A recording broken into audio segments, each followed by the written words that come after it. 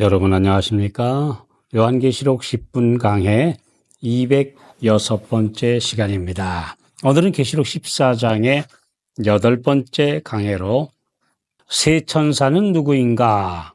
라는 주제로 함께 하나님의 말씀을 살펴보겠습니다.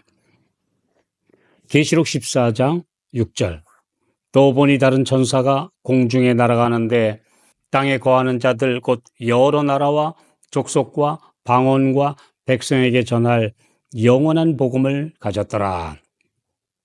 계시록의 여러 장면들은 역사적, 시간적 순서대로가 아니라 이 세상에서 일어나는 여러 상황들을 국면에 따라 설명하고 있으며 때로는 구원받을 성도들의 상급과 그들의 정체성을 먼저 보여준 후에 그들이 이 땅에서 해야 될 사명을 다시 보여주시기도 합니다.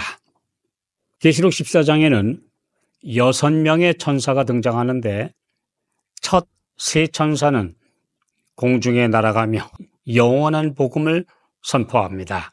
그리고 나중 세 천사는 하늘에 있는 성전과 제단으로부터 나와 마지막 추수를 하고 있습니다.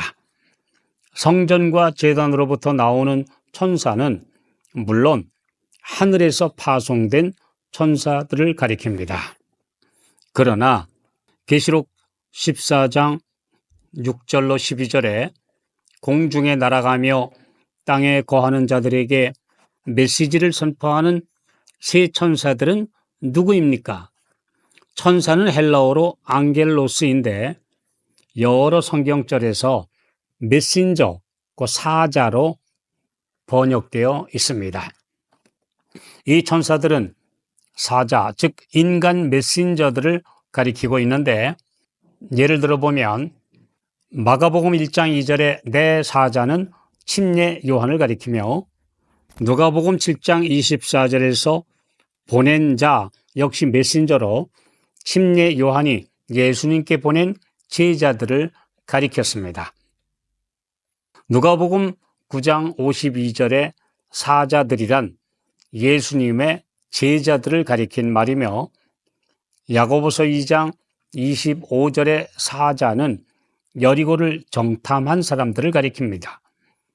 그리고 말라기 3장 1절에서 사자는 침례 요한, 그리고 언약의 사자는 예수 그리스도를 가리킨 말입니다. 그러므로 천사라는 표현은 하늘 천사일 수도 있으며 사람으로 하늘의 메신저, 즉 보내신 사자일 수도 있습니다. 이들 모두 하나님의 말씀을 전달하도록 보내심을 받은 사명자, 기별 전달자들을 일컫는 말입니다. 그러므로 영원한 복음을 선포하는 세 천사는 인간 사자들, 즉 성도들을 가리킨 표현입니다. 왜냐하면 하나님께서 이 세상에 하늘의 천사들을 직접 보내셔서 기별을 전달하신 경우가 거의 없기 때문입니다. 다만 특수한 경우로는 천사가 개인에게 나타나서 직접 기별을 전달한 경우가 있습니다. 그러나 그 외에는 모두 다 하나님께서 쓰시는 사람을 통해 일하셨습니다. 그분은 우리 연약한 사람들을 부르사 그분의 사업을 이행하여 이 놀라운 구원의 역사에 참여할 특권을 주십니다. 자아를 비우고 오직 하나님의 영광을 위해 일하는 사람은 그분께서 복음 사업을 통한 인류의 구원을 위해 사용하실 수 있습니다. 하나님의 사업을 발전시키는 데 있어서 우리의 봉사가 필요한 곳은 언제나 어느 곳에서나 우리에게 참여함으로 얻게 되는 큰 유익이 되도록 하나님께서 의도적으로 준비하셨습니다. 그분은 우리를 그분의 동역자로 삼으심으로써 우리를 영화롭게 하셨습니다. 이것은 너무나 귀중한 특권입니다. 이사야 43장 10절 나 여호와가 말하노라 너희는 나의 증인 나의 종으로 택함을 입었나니 이는 너희로 나를 알고 믿으며 내가 그인 줄 깨닫게 하려 함이라. 하나님께서는 빛을 찾고자 갈망하는 로마의 백부장 고넬료에게 천사를 보내셔서 직접 진리를 가르치지 않으시고 사도행전 10장 4절 5절 천사가 가로되 내 기도와 구제가 하나님 앞에 상달하여 기억하신 바가 되었으니 내가 지금 사람들을 요바에 보내어 베드로라 하는 시몬을 청하라고 하셨습니다. 사도행전 8장 24절로 40절에는 주의 사자가 즉 하늘 천사가 전도자 빌립을 광야로 가라고 보내신 후에 진리를 알고자 하는 이디오피아 내시에게로 보내셨습니다. 그리고 성령께서 빌립에게 병거에 가까이 가라고 명하셔서 말씀을 갈급하고 들을 준비가 되어 있는 이디오피아 내시에게 복음을 깨우쳐 주도록 하셨습니다. 하나님께서는 이와 같이 하늘의 능력을 통해 사람들에게 복음을 직접 전파하지 않으시고 준비된 그분의 사자들, 즉 사람들을 사용하셨습니다. 그러므로 계시록 14장의 세 천사는 하나님의 말씀의 빛을 받은 그분의 사자들로서 온 세상 방방곡곡에 가서 영원한 복음과 함께 마지막 엄숙한 경고의 메시지를 전하는 그분의 백성들을 대표합니다. 우리가 하늘의 사자라는 사실은 복음을 전하는 것이 영광스러운 직분이라는 것과 하늘의 능력이 함께 하실 것이라는 보증이기도 합니다. 세 천사가 공중을 날아가는 장면은 매우 의미심장합니다. 첫째, 매우 빠르고 힘차게 전파될 것이라는 것을 나타내며, 둘째, 이 활동 무대와 범위가 전 세계적이라는 것, 그리고 셋째는 이 운동이 정지되지 않고 계속해서 움직이는 큰 사업이라는 점을 보여줍니다.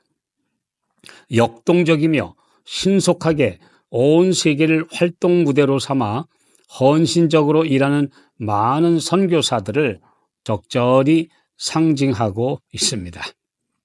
그리고 넷째는 실제적으로 우리 주위에서 일어나는 현실로서 마지막 시대의 교통수단의 발달로 선교사들이 지구촌 곳곳에 날아가는 장면을 미리 보여주고 있습니다. 이와 함께 과학의 최신 발명품인 전파와 인터넷을 통해 온 세상에 영원한 복음이 전파될 것을 미리 보여주신 것입니다.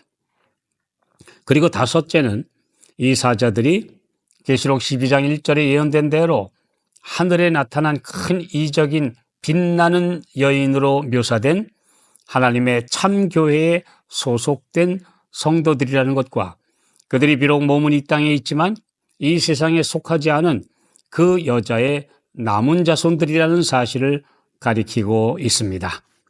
그들은 아직 하늘의 빛을 받지 못하고 이 땅에 거하며 오직 이 땅에 속한 일 외에는 알지 못하던 사람들에게 하늘의 영원한 복음을 전하며 짐승의 사상에 물들어 짐승의 인을 받아 멸망의 길로 가지 말고 돌이키도록 경고하는 사명을 받은 것입니다.